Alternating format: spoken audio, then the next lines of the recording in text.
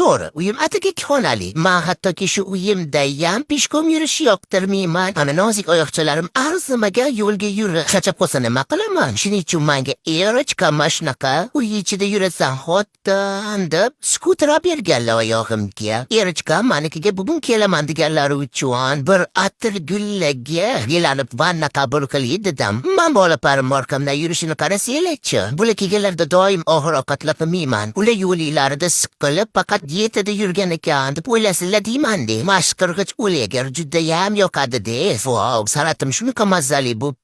Qirg'ich tarixini so'raganlarga tanishganimizga 5 oy bo'lganda olib bergandilar. Mashsalatchi yegan yilidan keyin sirraz hojatxonaga chorlaydi sizlarni. Men hatto hojatxonada ham sport bilan shug'ullanaman. Между прочим, mayli gap qisqa qilamiz-de, artinib endi tezroq o'zimga qarab olishim kerak. Qozonchani bo'lsam ham tanishganimizga 6 oy bo'lganda olib berganlar. Endi o'sha yaxshi davrlarni eslab bir keraksiz junlarimni olib tashlasam, voy bu o'rmon bo'lib ketibdi-ya. Ketgancha sizlarga tekin ma'lumot. Kindigimni tozalayman deganda esimga tushib ketdi. Odamni isqir joyi qatligini bilasizlarmi? Albatta kindigi. O'shaning uchun har zamonda kindigilarni tozalab turinglar. Xurdilam toshparchani ham videolarda foydali narsalar bo'lib turadi. Mayli, o'tirib ozgina dam olaman degan paytim sizlarga bitta ma'lumot beray. O'tgan safargi videolarimda sizlar mendan hamma o'tgan narsalaringizni qattiq zakaz qilasiz, so'rabsizlar. Men bularni hammasini Xitoyda arzimagan pulga zakaz qilaman. Agar sizlar mahsulotlarni Xitoydan arzimagan pulga zakaz qilmoqchi bo'lsanglar, menga kommentariyada plus belgisini qoldiringlar. Men bo'lsa mahsulotlarni Xitoydan to'g'ri zakaz qilish bo'yicha